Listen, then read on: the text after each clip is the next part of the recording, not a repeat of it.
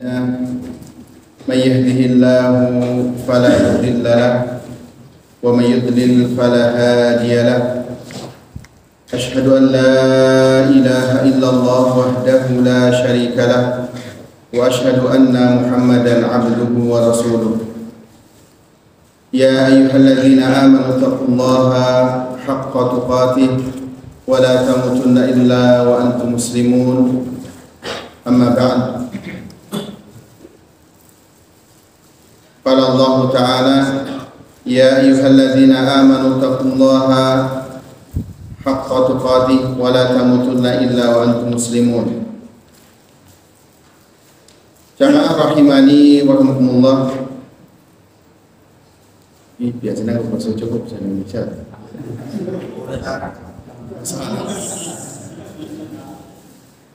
Alhamdulillahirabbil alamin. Pada kesempatan malam hari ini kita bisa berkumpul bermajelis di rumah Allah Subhanahu wa taala yang mulia. Mari kita senantiasa bersyukur atas nikmat-nikmat yang telah Allah karuniakan kepada kita semuanya. Kita senantiasa memohon berdoa kepada Allah Subhanahu wa taala, meminta pertolongan kepada Allah, meminta perlindungan kepada Allah. Kita perbanyak istighfar, kita perbanyak taubat kepada Allah Subhanahu wa taala dan senantiasa meminta hidayah, memohon petunjuk dari Allah Subhanahu wa taala. Selanjutnya salawat serta salam semoga senantiasa tercurah kepada junjungan kita Khatamul Anbiya wal Mursalin Habibuna wa Syafi'una Muhammad sallallahu alaihi wasallam, Rasul yang telah Allah Subhanahu wa taala utus kepada kita rahmatan lil alamin, sebagai rahmat kasih sayang Allah kepada seluruh alam semesta. Jamaah rahimakumullah, dan di antara petunjuk yang disampaikan oleh Rasulullah SAW kepada kita adalah sebuah hadis yang diriwayatkan di dalam Sunan At-Tirmidzi. Mali walid dunya, mali wa malid dunya. Apa peduliku dengan dunia? Ma ana fid dunya illa karakibin. Tidaklah aku tinggal di dunia ini melainkan hanya seperti orang yang musafir, seorang yang naik kendaraan, istadalla tahta syajarah, yang berteduh di bawah pohon, thumma raha, kemudian setelah itu istirahat, berteduh di bawah pohon, istirahat, kemudian meninggalkannya, melanjutkan perjalanannya. Ayo ikhwan azanillahu wa iyyakum, betapa pesan Rasulullah SAW kepada kita. Nek jarene wong Jawa kaya mampir ngombe. Maka di sini Nabi SAW mengibaratkan karakibin istadalla tahta syajarah, hanya seperti seorang musafir, orang naik kendaraan, kemudian karena jauhnya perjalanan, karena capek, kemudian istirahat, berteduh di bawah pohon. Lama atau sebentar? Sebentar. Hanya sekedarnya, hanya sepertinya. Misalnya kita menuju kota lain lewat jalan tol, kemudian mampir di rest area, paling apa dah? Ya, paling cuman buat ke toilet atau sekedar mengisi perut atau mengisi BBM terus lanjutkan perjalanan. Karena itu bukan tujuannya. Nah, dunia hanya seperti itu. Ma'ana fid dunya illa karakibin istadalla tahta syajarah. Tidak laku di dunia ini melainkan hanya seperti seorang musafir yang istirahat di bawah pohon. Ini pesannya Rasulullah sallallahu alaihi wasallam. Demikian juga sebuah athar dari Ali bin Abi Thalib radhiyallahu anhu. Beliau berpesan kepada kita, irtahalatid dunya mudbirah. Irtahalatid dunya mudbirah. Bahwa dunia itu akan pergi, akan semakin jauh. Sementara wartahalatil akhirah muqbilah. Akhirat akan semakin mendekat. Dunia kita kejar kayak apapun, dia akan semakin menjauh. Kita kejar terus akan semakin menjauh. Sementara akhirat semakin dekat.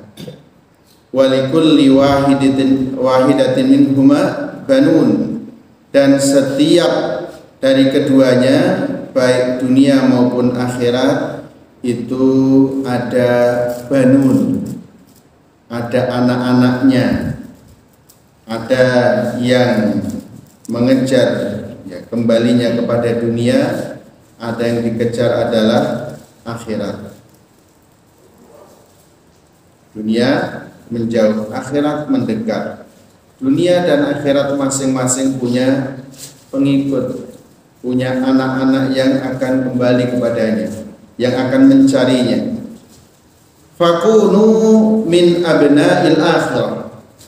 Maka jadilah kalian semuanya dari kelompok yang mana? Anak-anaknya dunia atau anak-anaknya akhirat?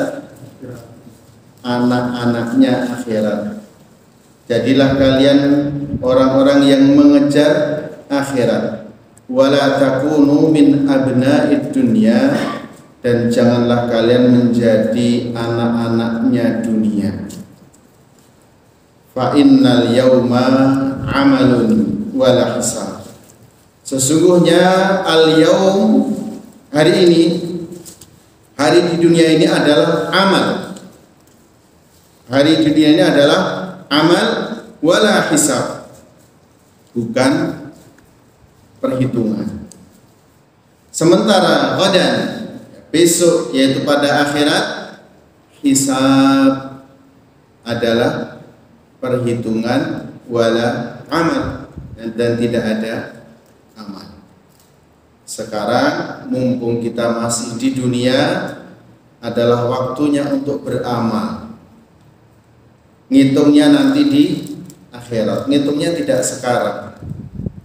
Kita beramal, jangan dihitung untung ruginya sekarang. Sekarang adalah waktunya untuk beramal. Sedangkan nanti di akhirat baru itu adalah hari perhitungan dan tidak ada lagi amalnya.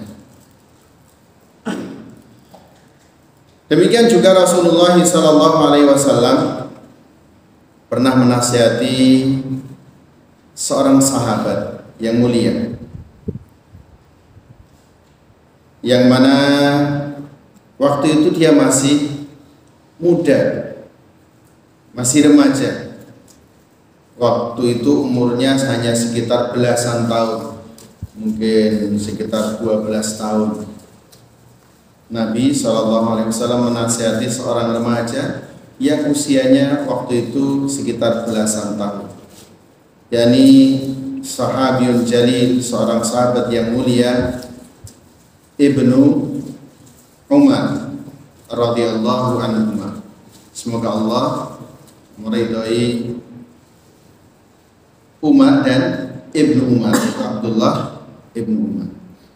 Rasulullah SAW memegang pundaknya Ibnu Umar, pegang pundaknya, kemudian bersabda, kun fid dunya ka'annaka gharibun aw 'abiru sabil.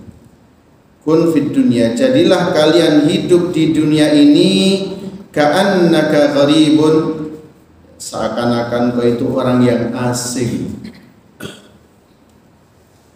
aw 'abiru sabil, atau seorang yang mengembara, seorang pengembara, bukan orang yang asli tinggal di situ, hanya mengembara ya sesuai kebutuhannya, nanti akan melanjutkan perjalanannya atau akan kembali ke tempat asalnya. Nah, jamaahullah, perhatikanlah nasihat yang sangat bagus ini. Nasihat yang disampaikan oleh Nabi SAW kepada sahabatnya yang mulia yang pada waktu itu masih muda. Ini ada nggak yang masih usia belasan? Enggak ada. Oh, iya. Ya, usia belasan plus kuadrat ya. Kuadrat atau pangkat 3. Ya. Nabi SAW menyampaikan kepadanya, ya, memisalkan orang yang hidup di dunia ini sebagai orang yang asing, orang yang tidak memiliki tempat tinggal di situ. Jadi kita di dunia seakan-akan ya kita orang asing, berarti kita nggak punya tempat tinggal di sini. Ini bukan tempat tinggal kita. Ini bukan rumah kita. Karena innal aisha aisyal akhirah, hidup yang sesungguhnya nanti adalah di akhirat. Di dunia ini ya ini hanya sementara saja. Sehingga seakan-akan orang yang asing. Kemudian lebih lagi Nabi SAW memisalkan sebagai seorang pengembara, orang asing yang ya tinggal jauh dari negerinya, yang bermaksud menuju ke negeri yang lain, negeri yang lebih jauh lagi. Namanya orang mengembara, kalau tadi kan di satu tempat asing, nggak punya tempat tinggal. Kalau ini kan berarti melakukan perjalanan, ya mungkin kanan kirinya ada jurang, ada tempat yang berbahaya, ya, ada padang pasir, ada tempat yang menyusahkan, mungkin ada perampok, ada binatang buas dan lain sebagainya. Maka orang yang seperti ini tidaklah tinggal kecuali hanya ya sebentar saja, hanya lewat saja.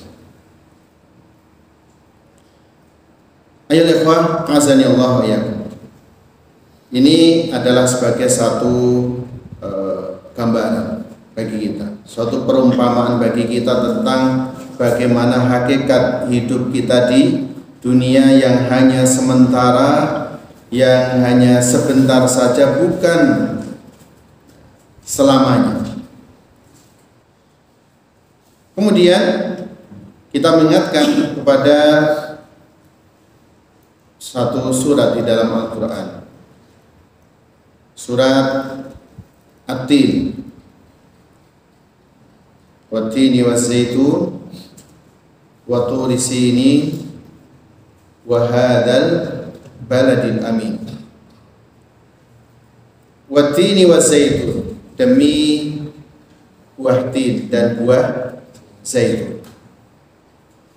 Wa Turi Sinin, demi bukit Tursina, demi bukit Sinai. Wa hadzal balad, dan demi negeri ini, negeri yang aman ini.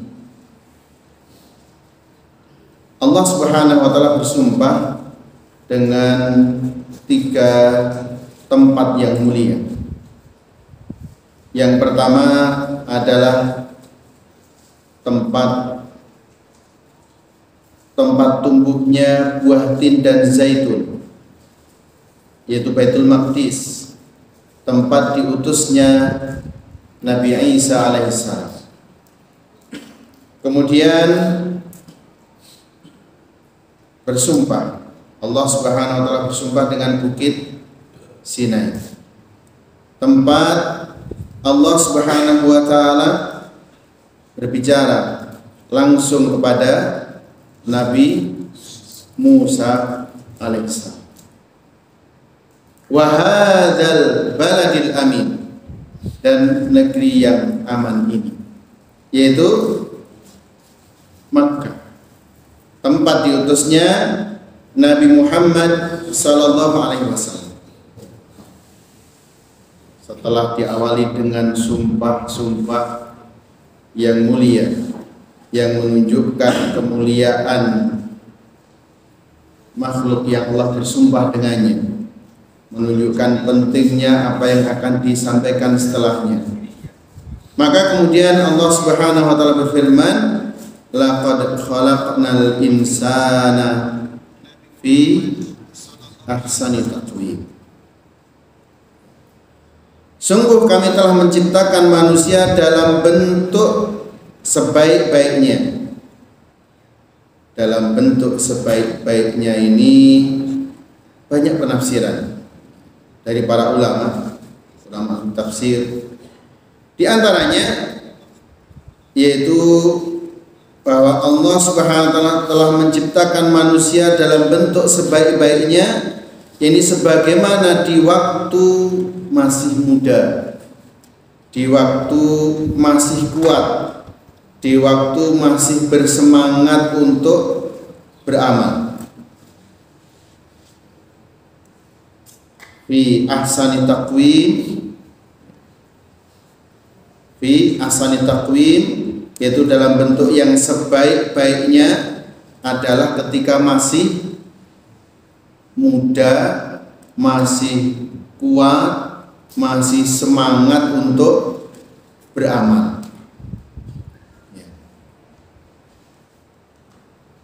Kemudian thumma radadnahu asfala safilin. Kemudian kami kembalikan ke keadaan, ke tempat yang serendah-rendahnya. Apa itu? Setelah masa muda, masa tua. Sudah masa tua, yang mana tua renta, sudah tidak muda lagi, sudah tidak kuat lagi, sudah tidak semangat lagi, tidak sebagaimana pada waktu masih muda dahulu. Maka An-Nafi mengatakan, jika seorang mukmin berada di usia senja dan pada saat itu sangat sulit untuk beramal, maka akan dicatat untuknya pahala sebagaimana amal yang dulu dilakukan pada saat muda.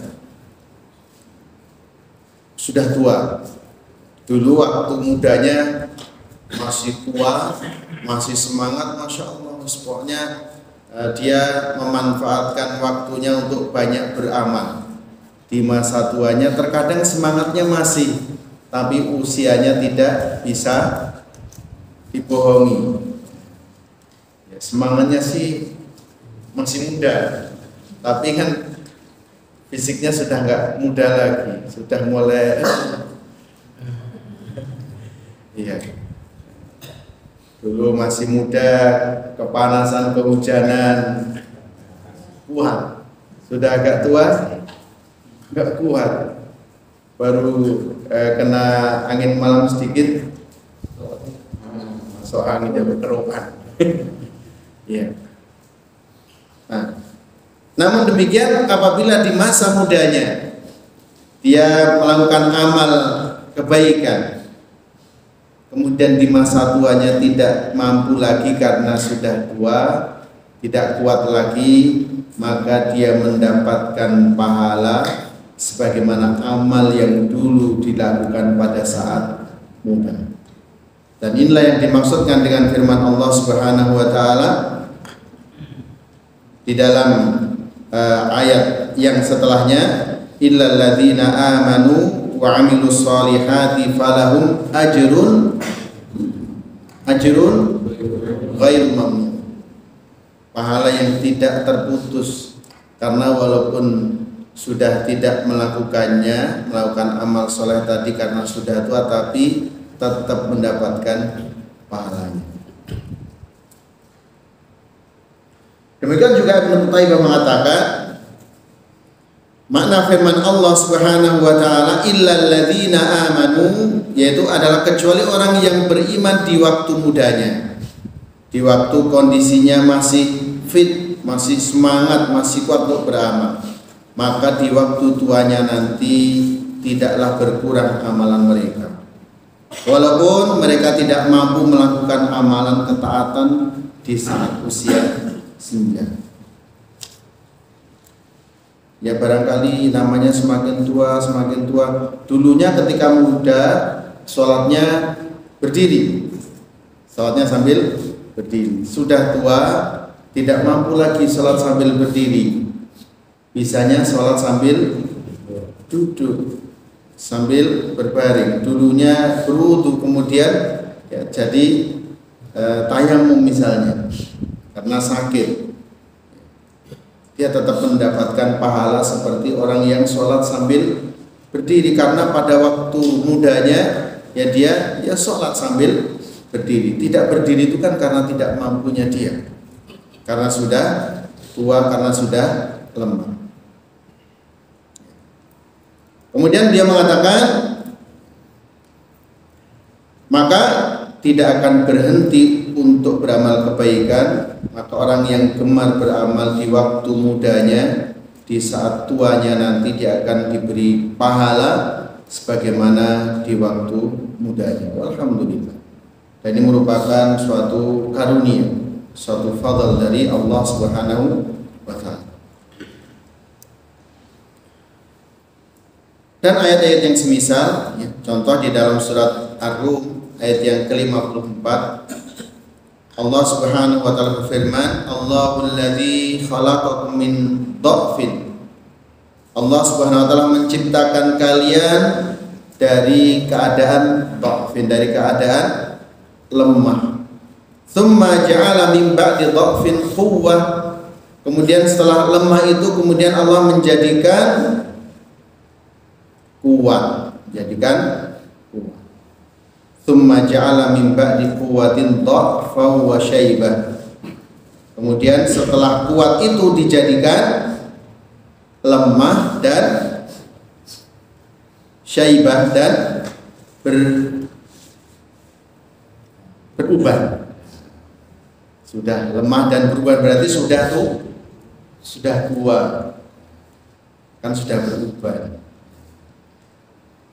Nah, Ibnu Katsir di dalam menafsirkan ayat ini, beliau mengatakan bahwa Allah Subhanahu wa taala menceritakan tentang fase kehidupan tahap demi tahap. Awalnya dari tanah, ya, kemudian bagaimana menciptakan dari nutfah, kemudian menjadi alaqah, segumpal darah, kemudian menjadi mudghah, segumpal daging, kemudian berubah dan seterusnya sampai lahir menjadi anak kecil yang lemah, berkembang lagi menjadi pemuda, remaja, ya. Kemudian menjadi dewasa, ya, usia 30-an tahun, 50-an tahun, kan lemah menjadi kuat. Ini kuat-kuatnya kan usia 30-50 tahun. Kemudian setelah itu akan melewati usia senja di atas 50 tahun, 60 tahun. Bahkan dalam keadaan sudah mulai berubah atau sudah penuh dengan uban. Maka pada fase inilah berkurangnya semangat, berkurangnya kekuatan. Ya mungkin seolah-olah semangat, seolah tetap semangat, tapi kekuatannya tetap akan berkurang. Ini saya usia 43 ini, pandangan mata sudah mulai plus, ya, apalagi sering lihat komputer.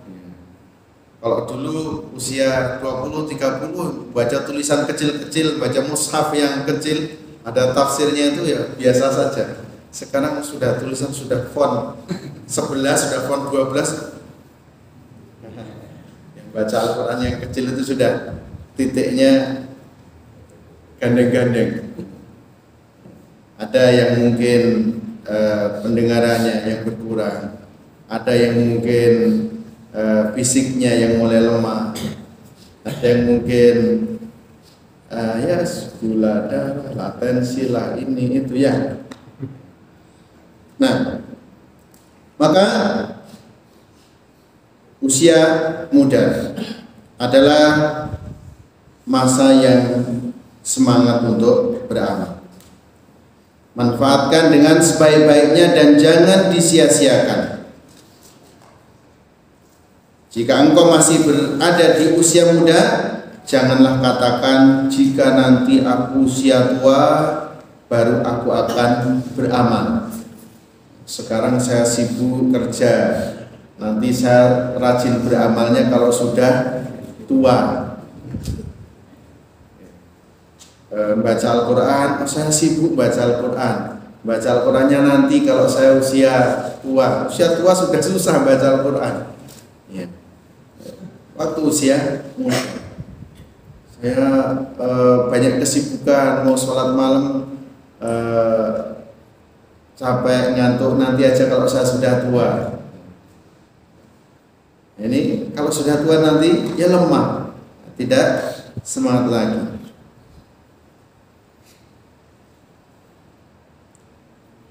Nah, ayatnya apa?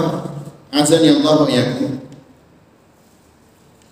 Oleh sebab itu Rasulullah SAW bersabda dalam hadis yang diriwayatkan oleh Al-Hakim dalam Al-Mustadrak dan juga oleh Al-Imam Al-Zahabi, "Ightanim khamsan qabla khamsin." Ightanim, manfaatkan, luangkan, perjuangkan khamsan qabla khamsin, 5 perkara sebelum 5 perkara. Yang pertama, syababaka qabla haramik.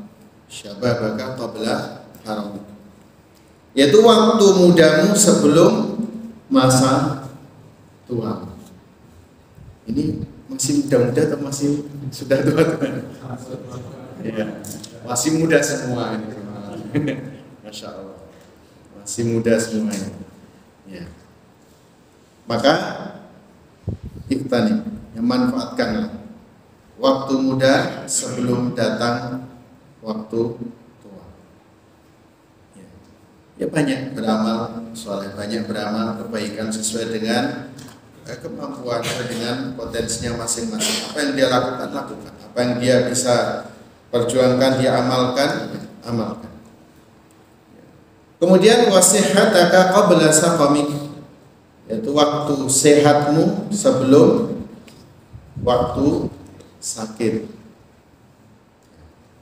Ini sebenarnya juga ada hubungannya dengan masa muda juga.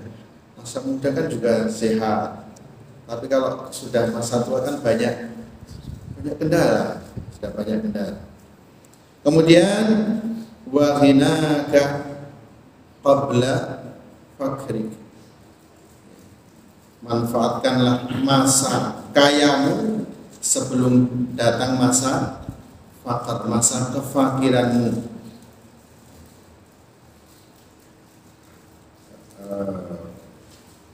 Untuk zakat, untuk infak, bersedekah, wakaf, untuk menyantuni anak yatim, untuk mengkafil para thalabatul ilm, ya, dan seterusnya. Ya, karena ya terkadang nggak mesti orang itu kaya terus. Harapannya sih nggak habis 7 turunan, 7 tanjakan. Ya, kan namanya kehidupan. Ya, ada usaha kelihatannya lancar, nanti pada masa jenuhnya turun. Ya, bisa jadi kemudian ada musibah, bisa jadi karena ini dan itu akhirnya menjadi ya kurang, menjadi fakir. Maka gunakanlah, manfaatkanlah masa kayamu sebelum datang masa fakir. Wa hayataka wa faraghaka qabla syughlik. Manfaatkan waktu luangmu sebelum datang masa sibukmu. Waktu luang ya, ya laki-laki terutama yang masih muda ya, belum banyak kesibukan ini, itu cuma belajar misalnya, atau hanya kesibukan yang kerja 8 jam misalnya, kan banyak waktu luang untuk berzikir, untuk membaca Al-Quran, untuk ngaji, menuntut ilmu, dan lain sebagainya. Kemudian wahayataka qabla mautik, manfaatkan masa hidupmu sebelum datang kematian. Nah, fahadil khamsah la ya'rifu qadraha illa ba'da zawaliha. Maka 5 hal ini, hadil khamsah, apa tadi yang pertama? Masa muda sebelum tua. Yang kedua, sehat sebelum sakit. Yang ketiga, kaya sebelum miskin atau fakir. Yang keempat, waktu luang sebelum sibuk. Yang kelima, hidup sebelum mati. Hadhil khamsah, 5 hal ini la ya'rifu qadraha illa ba'da zawali. Terkadang seorang itu ya nggak nyadar, baru tahu, baru sadar itu pentingnya hal ini ya setelah hilang. Orang yang misalnya masih muda, nggak begitu sadar betapa pentingnya masa muda. Tahu pentingnya masa muda, betapa berharganya itu kalau sudah tua. Cepat banget berlalu. Wah, dulu saya itu masih muda. Kayaknya masa muda saya itu baru kemarin, baru 5 tahun yang lalu. Ini tahu-tahu sudah tua, sudah punya cucu, sudah ya mulai lemah dan lain sebagainya. Baru nyadar. Dulu waktu masa mudanya nggak ingat. Maka ya, kita manfaatkan. Yang masih punya masa muda, manfaatkan sebelum datang masa tua. Yang sudah masa tua, sudah nggak muda lagi, ya masih banyak kesempatan yang lain. Di antaranya dalam masa sehat. Sehat, alhamdulillah masih sehat ya, masih sehat. Terkadang orang yang sehat tidak menyadari betapa berharganya sehat, tahu harganya, tahu pentingnya sehat ketika sudah sakit. Dulu ketika masih sehat, dia mau makan apa saja, wah nggak mantang-mantang ya. Aktivitas apa saja juga bisa dijalani ya. Tidak memperdulikan bagaimana ya kondisinya. Tapi ketika sudah mulai ada kendala, makan ini pantangan, makan itu pantangan ya. Dibatasi, makan itu dibatasi. Aktivitas juga sama, bahkan mikir pun juga dibatasi. Maka ya, baru tahu nikmatnya sehat itu terkadang ketika sakit. Kemudian terkadang baru tahu betapa ya, nikmatnya kaya itu ketika sudah miskin, sudah nggak punya, baru ya alangkah indahnya dulu ketika kaya. Ketika sudah miskin baru kerasa. Ketika pas kaya, ya, biasa saja, nggak begitu merasakan nikmatnya. Ketika dia sudah merasa tidak punya, baru ingat kenapa kok dulu ketika punya ya tidak melakukan ini dan itu untuk berinfak, bersedekah dan lain sebagainya. Termasuk juga terkadang baru tahu, baru menyadari betapa nikmatnya waktu luang itu ketika sudah sibuk. Dulunya ketika luang malah justru ya tidak manfaatkannya dengan baik, hanya buat main game, untuk hobi-hobi yang nggak begitu penting, untuk bersendau-gurau, untuk hal-hal yang tidak bermanfaat. Baru sadar ya ketika sudah sibuk. Ketika sudah sibuk, mau ngaji sibuk, mau baca Al-Quran sibuk, mau ini itu dan terusnya sibuk. Nah, termasuk ini ketika ya, sudah mati, sudah nyawa sudah sampai tenggorokan, baru berangan-angan nyawanya masih panjang. Maka ya ikhwah, azani Allah wa iyyakum,